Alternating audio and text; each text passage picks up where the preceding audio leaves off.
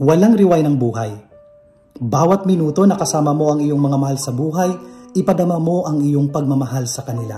Dahil ang buhay ay may katapusan. Hindi natin alam kung hanggang kailan lamang tayo mananatili sa daigdig na ito. Kaya nga, ang buhay ay pahiram ng Diyos.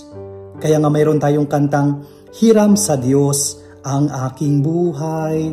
Ito ay mula sa Diyos at babalik rin sa Diyos.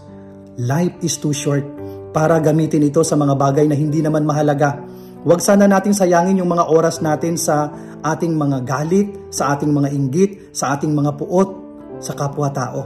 Gamitin natin ito sa tamang mga bagay, sa pagmamahal, sa pagpapatawad, upang maging kapaki-pakinabang yung mga natitira nating taon sa daigdig na ito, dahil wala pong nakaalam kung kailan tayo tatawagin ng Diyos.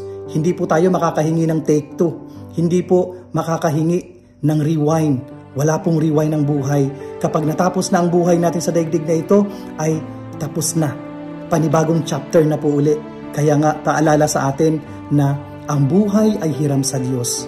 Babawiin ng Diyos ang buhay na pahiram. Tayo ay papanaw sa daigdig na ito dahil babawiin ng Diyos ang buhay na pahiram. Kaya bago pabawiin ng Diyos, gamitin na natin ng tama yung natitira nating buhay sa pagmamahal, sa pagpapatawad sa ating kapwa-tao.